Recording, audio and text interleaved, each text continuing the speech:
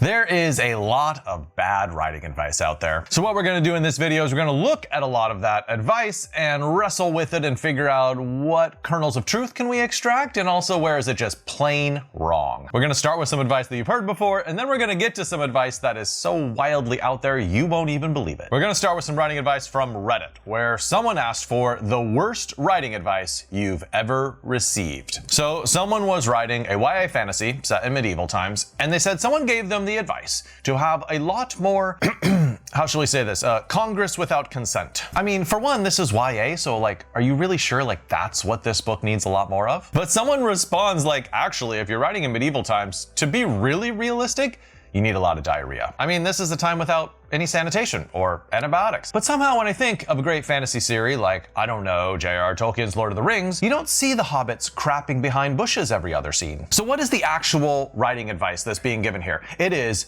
be more realistic. Okay, why is that such bad advice? Well, maybe you are writing a non-realistic book, right? I mean, fantasies can be very fantastical. Even romance a lot of time is basically a fantasy. You have to know the audience for your book and have to know whether they're going to want strict realism or whether you can bend the rules a little bit and include more fantastical characters and situations. Now, I have to say that some of the time, be more realistic is good advice. But for a lot of genres out there and a lot of books you might be writing, it's terrible advice. And by the way, as we're talking about all these sorts of mistakes, I talk a lot more about how to avoid common mistakes in my Bookfox Academy, which is more than 250 videos on all sorts of topics, from writing sentences to writing your novel. And it really helps authors get across the finish line, finish their book, and publish it. And if you haven't subscribed yet, make sure to check that out. The next bad writing advice that we're looking at is from two authors you probably have heard of. Brandon Sanderson and Tim Hickson of Hello Future Me made a video about terrible writing advice that they've heard.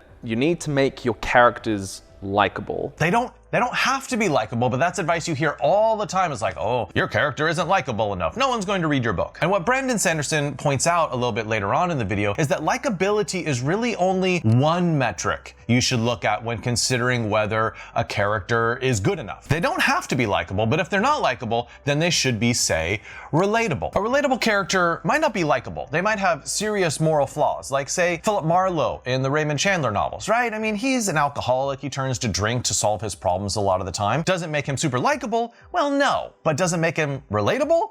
For a lot of us, yes. Now, you might be writing a character who isn't super likable, and maybe they aren't relatable either, but I think there's a third category you should consider, and that is, are they interesting? In Cormac McCarthy's Blood Meridian, the judge is not a likable character. He's not especially a relatable character, being like 7 foot tall and having no hair and going out and scalping Indians all over the Midwest. But he is a very, very interesting character with this desire to destroy everything he cannot control. There is no other character like him in all of literature, other than maybe like Iago or Satan or something. So I agree with Brandon Sanderson and Tim Hickson on this one. Characters definitely do not have to be likable, but if they're not likable, they should be relatable or interesting. For this next installment of terrible writing advice, let's swing on over to Quora, where someone asked, what is terrible writing advice that you thought was good? And one of the people that answered was Janet Fitch, who's a wonderful author. She wrote White Oleander along with many other books, and I studied under her at USC. She said that she once got this writing advice to know your theme before you start writing. Essentially, she's saying like, listen, you have to have it all planned out and all thought out before you even start writing that first paragraph. And she says like, that's not her process at all. Like, the first draft is much more exploratory, just figuring out the boundaries, figuring out like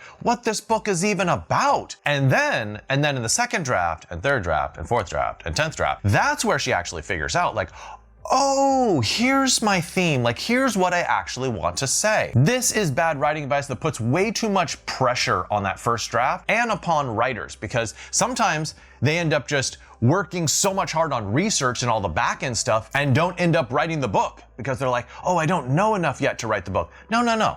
Just write the book. You can always fix it up later. And if you want a little bit deeper discussion on this, watch my video on 9 beginning mistakes that writers make about theme. The next absolutely terrible writing advice that we're looking at comes from Medium, where Emily Schultz wrote a post called The Worst Writing Advice Ever. She said that the absolute worst writing advice is the phrase, kill your darlings. Kill your darlings is a phrase attributed to William Faulkner, but actually it comes from Arthur Quiller Couch. Kill your darlings just means when you really like something in a story, you should probably cut it. And it's just this attitude of being an absolute savage when it comes to editing your own work. Now, she says this is terrible writing advice because what you like in your book should not be treated as suspect just because you like it. Like maybe you like it because it actually is good. And she points out that the actual debate is not whether we like a passage in our work or not, but does it serve the story? So I think she's right that this phrase gets misinterpreted way too often, and authors use it to end up deleting things in their manuscript that they really should keep. Hopefully you have good judgment as an author and you can tell what is working in a story and what's not working in a story. And what kill your darling really means is, listen, if something's not working in a story, even if you really like that scene, you gotta delete it. For the fifth absolutely terrible piece of writing advice, we're going to go to Nathan Branford's blog. He is a former literary agent. He also wrote How to Write a Novel, and he is the author of the MG series Jacob Wonderbar. And he just asked this question on his blog like, hey, what is the worst writing advice you've ever received? And honestly, I can't believe what people left in the comments. I mean, they just came out of the woodwork and shared stuff that is truly wild. And one of the wild things came from Karen, not a Karen, but her name is Karen. And she said that an English teacher told her happy endings are easy, unsatisfying, and unrealistic. Jeez, I mean, I'm sorry that your dog and your mom died on the same day, but maybe take some time to mourn and don't be giving out writing advice. There is absolutely nothing wrong with a happy ending. I think what this writing advice could be altered to say is you have to do the work to make sure your happy ending is believable and doesn't come off as cheesy. That's a much more nuanced version that you could actually like extract a grain of truth from. Now the question is, how do you do that? Well, I was watching a show in the Yellowstone universe, and I'm not gonna say which one because I don't want to spoil it because I'm gonna talk about the ending right here. And in this show, they have two storylines. They have a romantic storyline, and they also have defending the Yellowstone Ranch storyline. Now, one of those storylines ends in a horrible tragedy, and the other one ends in just wild success. So I ask you, does that count as a sad ending or a happy ending? Well, it's kind of both, right? If you have multiple plot lines in your story and you want to avoid seeming too cheesy, have 2/3 of them end happy and then have one end sad. That will make it feel realistic, it'll make sure it doesn't feel cheesy, and it will keep you from bearing the brunt of terribly misguided English teacher advice. Now for this sixth piece of terrible writing advice, we're going to Writer's Digest, where Adam Sternberg wrote a post saying he knows exactly what the worst writing advice of all time is. It is write what you know. I think the most surefire way to sort of deconstruct this writing advice is to point out the fact that sometimes you don't know what you know. Deep, I know. And here's how Adam explains this point. He says that he used to work in New York media, so therefore he wrote a novel about New York media. And then he's like, it was terrible. So instead he turned to write a near future New York dystopian novel about a garbage collector turned hitman who targets the daughter of a famous evangelist. That turned into his novel, Shovel Ready. But through this process, he learned like, wait a second, I didn't know this, but I know a lot about these topics. He knew a lot about hard-boiled stories. He knew a lot about the social dynamics of New York City, and he also knew a lot about religious mythology. So the process of writing a novel was him discovering what he actually did know. And I think this coincides with what Ursula Le Guin said about this particular piece of writing advice of write what you know. She said, yeah, you can write what you know, but just remember that you know a lot of things like wizards and dragons and countries that don't exist. Maybe those are things that you know, and so you should write about them. For the seventh piece of terrible writing advice, we're going to go to a podcast. And this podcast is called Fantasy Writing for Barbarians. And they have an episode devoted to the terrible writing advice of just write. And what this advice basically means is like, you're overthinking it. Like, just sit down, just get words onto the page. I mean, is there a grain of truth in that? Yes, but I think in general, writing without intention, without education, and without any sort of a plan is a bad idea. I think this advice oversimplifies the process of learning writing, and you need to spend a lot of time learning your craft and learning writing techniques and reading other books and learning from those authors. Now, should you be writing while you're doing all of that knowledge gathering? Well, yes, but just to boil all of that down to like, dude, just write, does a real disservice to writers out there. On the other hand, if you are spending like all of your writing time doing research and you've been doing it for like 6 months or a year or 2 years or something, and you haven't actually gotten to the process of like putting words down on a page, then maybe this is good advice for you. But if that's not your particular problem, in general, this advice might do more harm than good. For this next piece of writing advice, we're going to go to LinkedIn and look at a post by Emily Winsauer. She did a post about the best and worst writing advice that she has ever received. And one of the things she said as the worst writing advice was,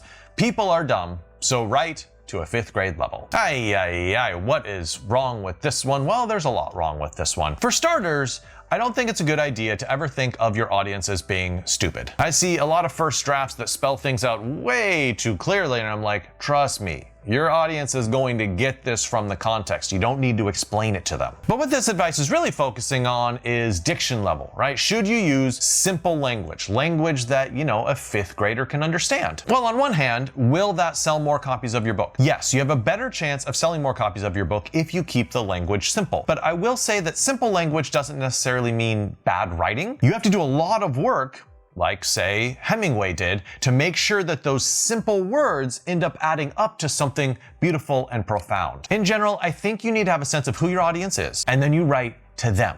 That might be people with a 2nd grader vocabulary, or it might be people with a graduate level vocabulary. But another reason why this piece of advice is so bad is because it's assuming you only get one style in all the books that you write, which is ludicrous. Look at an author like E.L. Doctorow. In his book Ragtime, it's more of like a 5th grade diction level. There's not a lot of super complex words in it.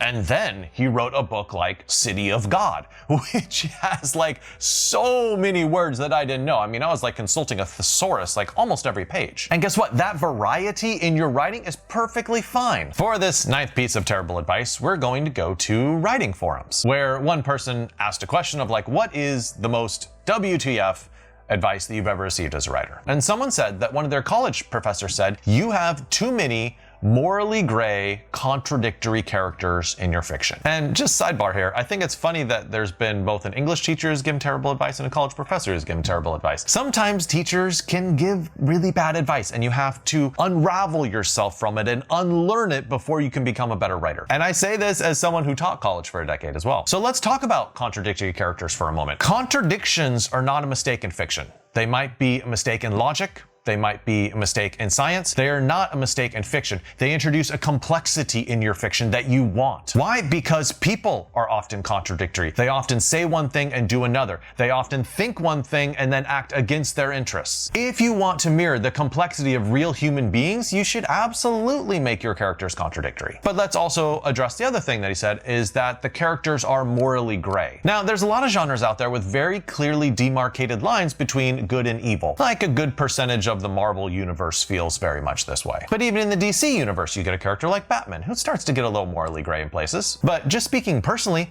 I find morally gray characters absolutely fascinating, and I definitely want to read more of them. Now, if someone absolutely can't tell like who to like and who to dislike, yes, that can be a problem in your fiction. Like if absolutely everyone is morally gray, who are we really cheering for? Okay, I could actually get behind that critique. But in general, morally gray and contradictory characters are rich characters that will fuel your story. For the 10th mistake, I actually debated whether I should include this one, and I thought, it is genuinely terrible advice, so I'm just gonna throw it in here. This is from Richard Thomas at Lit Reactor, and he said that his MA thesis advisor, Dale Ray Phillips, told him to leave the slow reveal to the strippers. Okay, first of all, that is cringy writing advice for a number of reasons. But let's just talk about the content of what he's saying. I mean, he's saying, don't have a slow reveal? I feel like the history of literature is about slow reveals over the course of an entire novel. Now, maybe he was saying, oh, your pacing is off, like the middle part, it stops being slow and grinds to a halt.